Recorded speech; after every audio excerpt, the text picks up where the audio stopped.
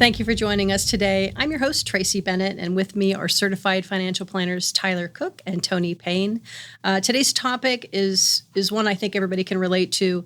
We spend our whole lives talking about saving money, the stress of saving money, trying to figure out how to do it. Is there an order to it? And that's kind of where we're going today, the sequence of savings. So everything from funding HSAs, Roths, Roth IRA accounts, 401ks, and taxable accounts. So I kind of want to get into the weeds on those subjects. So starting with strategy, not order. If you've got some money to save, how do you even begin to decide where it goes first? What's your goal? And that's a wonderful problem to have, of course. You know, there are going to be some people out there going, yeah, whenever you find yourself waffling on where to start, just center yourself around what's the goal. What are you trying to accomplish with that saving? Use retirement as the starting one in this example. I think you and I would agree, maximize as much as you possibly can through an employer-provided plan. At the minimum, do enough to cover the match. So, for example, if they're going to cover 5% of pay, the employer would pay for that, then you should do at least 5%. That's what we call free money. It's there on the table. So you'd be silly to contribute 1% because you're only going to get a 1% match. But if you do 5%, you'll get the full match. So what's your goal? That's the starting point. And then we'll probably arm wrestle a lot of those other things too on what's actually best. I feel like there's, from the audience perspective, for people who are just getting started and maybe even some savvied, wealthy folks who think they have all the answers, let's tell people what's the undercurrent of doing that. What's the most important component to do that? Flexibility.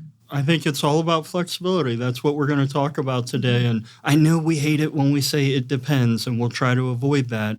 But a lot of this is going to be dependent upon what your goals are.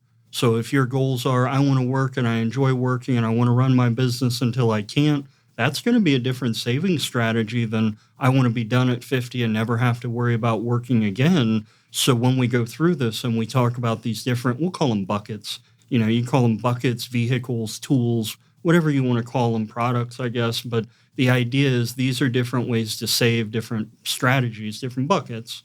And each one of them is going to have a little different impact. Doesn't it, in my mind, doesn't it start, and again, it doesn't matter if you're out of college, on your first job, or, living in affluence, with big toys and a great lifestyle. In fact, that might even be more of a challenge for those people because money is coming in so quickly, and maybe they're not being super judicious about what they're spending. Doesn't it start, though? I think a lot of people, I'm rambling, but a lot of people would say, dude, that doesn't matter. I make what I make. If I can't, you can't bleed a turnip. So is that the school of thought that people should be having, or should they transition that thought process, I guess, is what I'm saying.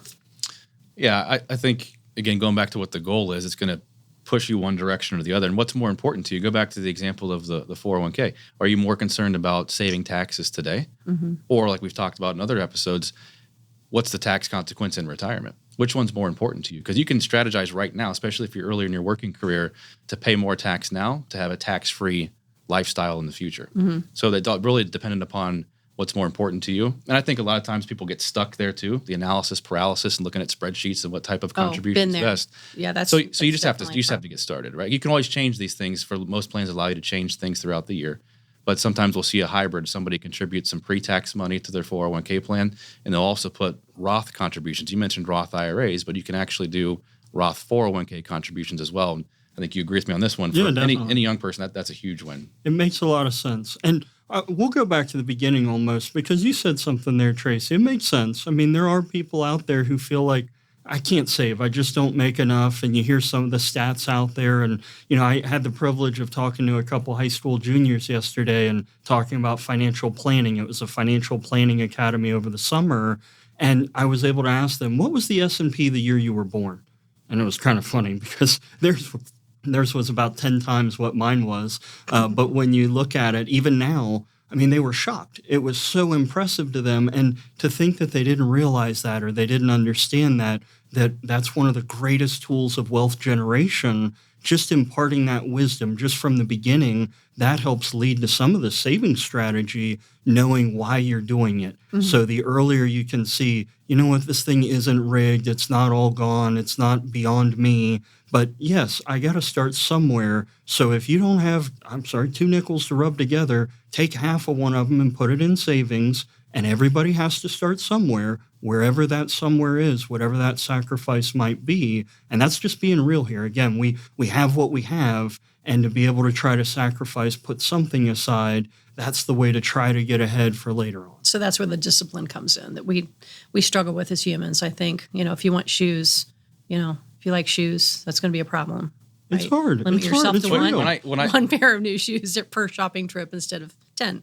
When I hear that question over the years too, or the complaint perhaps that there's nothing left to save, I just ask a simple question. I said, how much do you spend at Starbucks this month? Literally, I asked that question. You and I have had this conversation over the years. Yeah. You gave up your Starbucks altogether. I sure did. Yeah. Best your little decision I ever caramel made, macchiatos. No, I don't do that anymore. Well, and again, I'm going to admit, I see the memes. I hear the culture out there. What will that add up to? Really? Is that, sacrifice my lifestyle for what? Please do the math. Mm-hmm. Go ahead and do the compounding math on what that $5, $6, $7, $8 a day or every other day or maybe even twice a week. Go ahead and look at what that math is over 30 years. Mm-hmm. Go ahead and put that in the S&P 500 or go ahead and invest that, and that is real money. So when you think about being dismissive of, those coffees won't add up for me, it really does. And especially if every dollar matters for you, well, then it's even that much more important. Mm-hmm. So I want to be, again, being real today, I think is my theme, but that's the part of... Now you're tapping into primal behavioral psychology, which I learned a few years into working here. Money is 100% based on behavioral science, behavioral psychology. Getting real with how you grew up feeling about money, what your examples were, and if they weren't great examples, just kind of finding that backbone in yourself to break that and create a discipline that wasn't there in observation. And I think this is the great setup for today because, again, the idea of all these different buckets you could save in, you have to have the engine to save. Mm-hmm. So no matter what, the idea of pay yourself first. Take something off of the top for yourself before you look at what's left. So many people have this income cycle where they get the paycheck, first they pay taxes, usually if you're a W-2 employee, then you go ahead and have everything else taken out, maybe your house payment, rent, the cable bill, the phone, all of it, and then you're looking at what's left going, I don't have much to save here.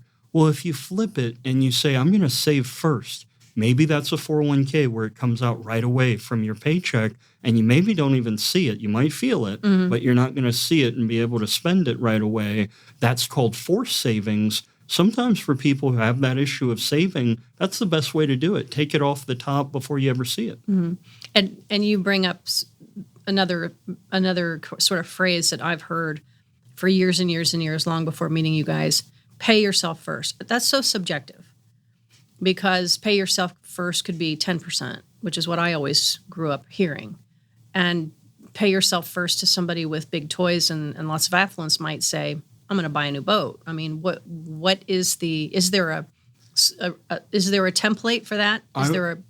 Is it subjective? Pay yourself in my mind is save. So not purchase. Purchase isn't reward. Purchase isn't, it's that whatever that number is. And I would say it's not so much a rule of thumb or a number. I wouldn't say 10, 20, 30. But if you have that number that you've said, I'm going to take off the top and you're disciplined about it, that's what's more important. Again, whether it's 10,000 of income, 100 or a million, it's that 10% is 10%. Mm-hmm. And especially if you're younger, your income's growing, well, then naturally you may not feel it because when that income was lower, 10 grand was $1,000. When it's 100,000, it's 10,000. I mean, progressively it goes up, but it was still just 10%. Mm-hmm. It's crazy too because you can convince yourself. If you don't automate it, you can convince yourself, especially when you get a pay bump, you can convince yourself, I've got to do this with that pay bump, as opposed to just incorporating it into the out of sight, out of mind process. Automate it, increase your contributions, increase your savings somewhere else. Don't get distracted. Well, now we can go into that somewhere else, where that somewhere else is. So yeah. I mean, the 401k is a great starting point, but there's other vehicles that are out there like IRAs, individual retirement mm-hmm. accounts. There's traditional, which would be a kind of pre-tax world, and then there's Roth contributions that you could make as well, depending upon your situation. And I think the Roth idea is very attractive to a lot of people because they know in the future, past age 59 and a half, according to the IRS, you can withdraw that money tax-free. So you save it early 20s and 30s and 40s, let it keep growing, compounding interest to your point, and then you have a nice bucket of money there in the future that you can tap into tax-free. And that's where I want to go with this, Tracy, is really the strategy on tax diversification in retirement, because what you do today and the buckets you save in now dictate the potential liabilities in the future from a tax perspective, or could reduce those as well. So I think a 401k, I'd say if anybody asks, where do I save first? Well, what's the goal? If the goal is retirement, 401k is a no-brainer if you have access to it. There's other plans called simple IRAs and SEP IRAs. We can get into all sorts of stuff today, but that's the big one. If cash flow allows for it, then maximize your Roth IRA bucket if you can do that as well. And then the fun one, Tony, that we like to get into is what we call brokerage account or a taxable account. And that's where cash flow is good, expenses are managed, you've got extra cash on hand, potentially you don't need it for college savings, for example, or debt reduction, and you just have more money to save. That's when you look into this brokerage account world, because when you're in a scenario where you're able to do that, I'd say most of the time the likelihood is you're able to retire perhaps sooner than most, just call it younger than 60. And if you don't pay attention to where you're saving, you might have this trap of being able to get to your money penalty-free. And that's where the brokerage account comes in, because there's no limitations on it. There's no minimum. There's no maximums. It's kind of the pay tax as you go scenario with a 1099 that you would get come tax time. So you've now created 3 buckets in this scenario: 401k, the Roth, and now the brokerage account. And it's all about giving flexibility. People who have those 3 buckets set up, they have a much more satisfying lifestyle just in terms of being able to get money when they need it. It's on their terms, not the government's. And when you say brokerage, I think you're talking about a taxable IRA, or are there other flavors? Taxable account, not an IRA. So it's not a taxable IRA. That's a brokerage account. So do we want to give examples of what those might look like, or? Yeah, it's just from a tax perspective. It's you just go somewhere. Account. You go to the bank, or you go to Fidelity. You'd use an investment. I want to open a taxable account. Right.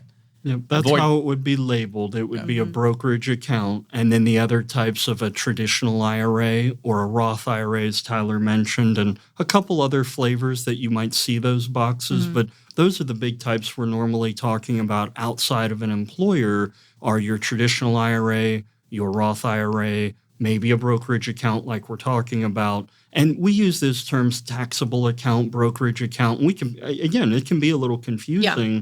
And the idea of when you take money out of an IRA, it depends on what kind it is. It might be taxable. So if it's a traditional IRA, usually if I have a 401k at work and not follow along, but I need to make sure I'm setting the stage right. So you're working, you're saving in a traditional 401k, you've retired. You may want to roll that over. You want more control over it, whatever it is, you roll that into a traditional IRA.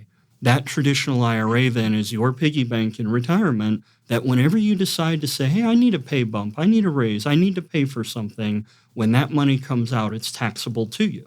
And the Roth IRA you were mentioning, Tyler, you don't have that tax hurdle. So in the brokerage account where we say it's taxable, it's a different kind of tax. So instead of being income tax, it's a capital gains tax.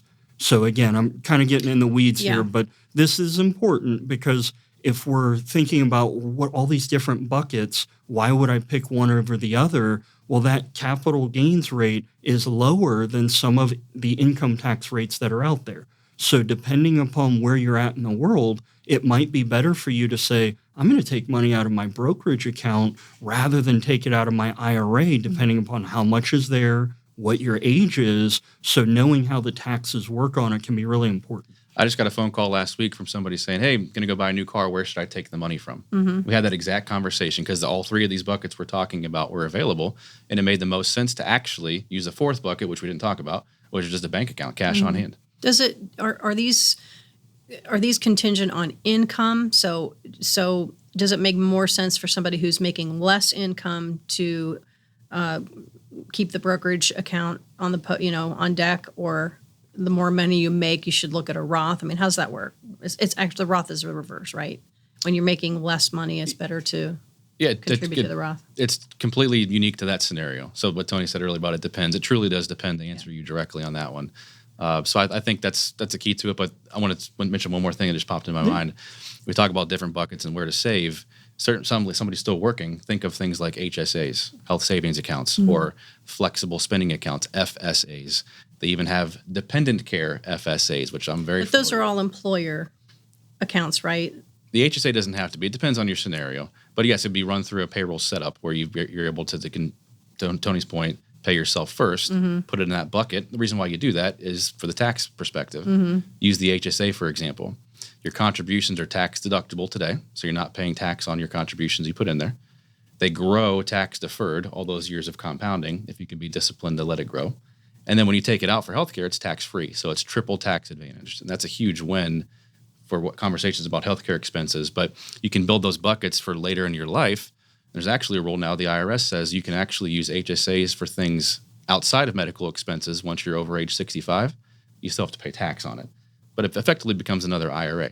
So there's a lot of strategies there. It may be too much for the weeds today. This might be a question for another podcast, but people have to be careful too. If you don't use it, you lose it. I don't know which account it falls under. Yeah, HSA is yours forever. Okay. The FSA is where you might have some use it or lose it scenarios. But the HSA is your money. You hit the tax note. So what happens when somebody's strategy is based entirely on tax perks, but they haven't really thought about what they're actually saving for? Well, they may be looking at the tax time bomb or basically a big tax bill one day. I don't know how else to say it. I'm tongue-tied. You're going to look at a giant tax bill if all you're doing is trying to minimize taxes every single day. That's every turn you take. Maybe you're a business owner too, to unwind that, to have what we might say free money or free cash flow, to unlock it from either the business or the things you deferred it from. You're most likely going to pay taxes at some point in time. So depending upon how much income you're earning and when you're earning it, it may make sense. There may be an idea to say, well, let's just take it out over the next 20 years because I won't have any other income. But for the most part, you've got to be really wise thinking about, how am I going to withdraw this money? Not just the now, how do I defer taxes, but the back half of it, how am I going to withdraw it? And if you have that strategy and you've thought it out, maybe you're doing the best thing managing your taxes. The tax thing's interesting to me too, because we work with a lot of CPAs. I'd encourage everybody just to center themselves around why is this person giving me the advice they are? And a CPA is always going to be, I shouldn't say always, but most of the time is focusing on how do you reduce the current tax liability, because they never like the conversation when somebody complains and says, oh, I owe $10,000, you didn't tell me. So their focus as a CPA is to try and always limit the tax consequences today. Is it actually the right move for your plan in the long term, though? Might not be.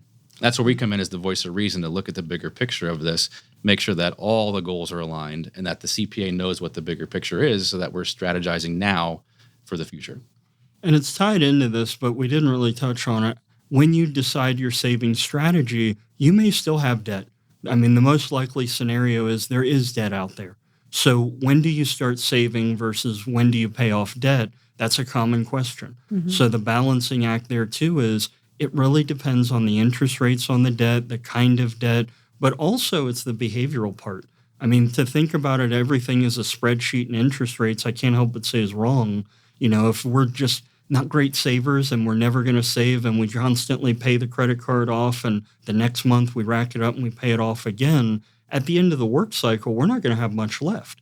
But if we're able to take 10 or 20% off of the top of every paycheck before we go through that cycle, going through each and every pay stub or pay cycle spending it, well, now we're going to be able to have a decent amount saved at the end of the day. Mm-hmm. Yeah, what's more important to you? Is it retiring sooner or being debt-free? Mm-hmm. You can accomplish both, but what's the priority? Play now, pay later. Yeah, that really is profound, and it never changes. You're the way you were at 6 as you are when you're 60. I can tell you that right now. It's if you lean one direction or the other, it's very hard to break those habits.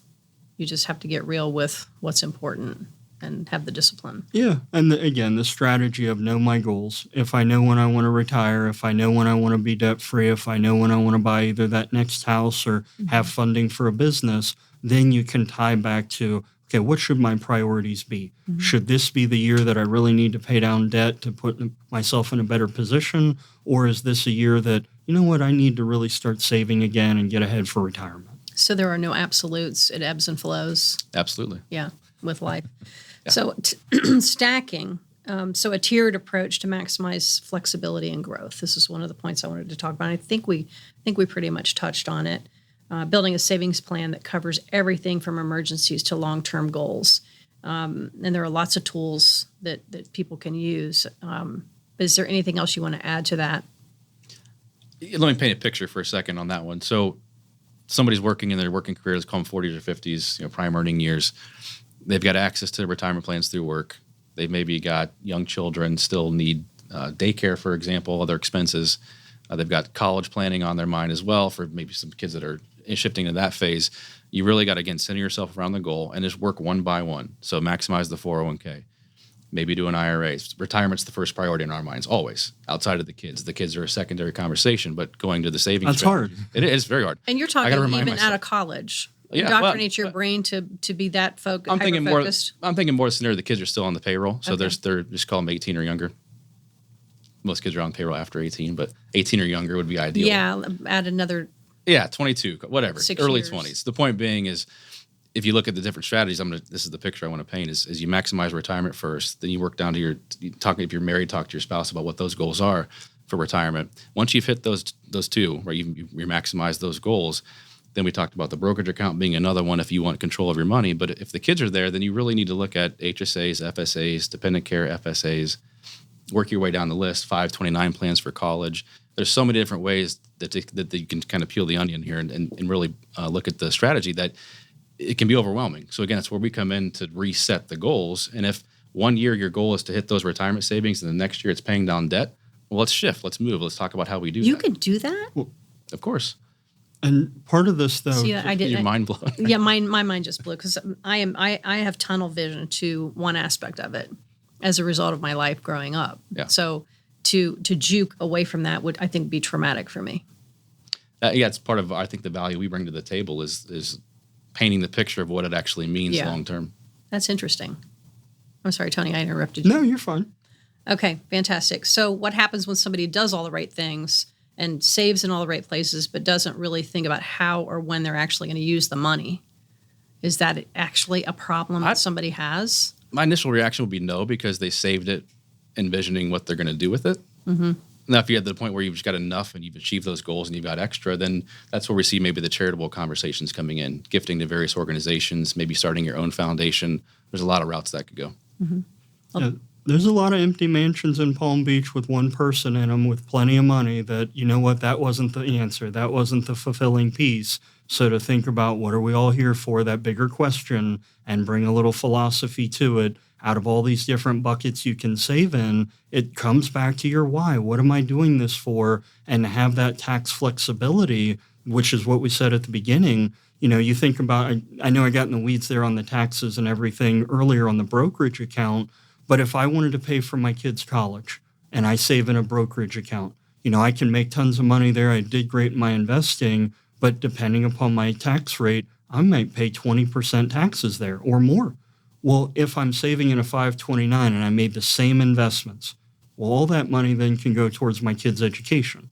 So I did the same exact things, but I did it in a different letter code, a different bucket that we're explaining today, and I stretched my dollar that much further. Maybe it was an extra semester, maybe it was a couple extra books or something. But the idea is if you're in that bucket that you might not be getting financial aid because you're doing well enough, you're able to save a little bit, but not enough to pay for all these tuition bills, well, create your own financial aid by saving in a 529 maybe, but that's in conjunction with your goal, if that's your goal. And that may be after you were debt-free, after you had your retirement funded, but that's the idea of have a plan, work your plan, and then you can be much more deliberate in which one of these buckets should I fill. Mm-hmm.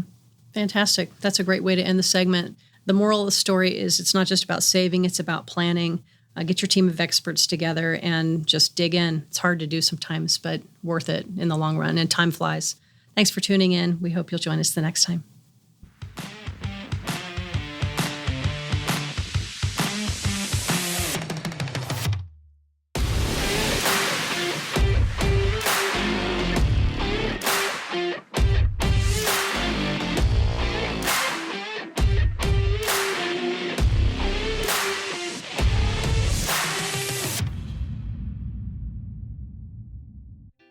Boxland Media. Think big,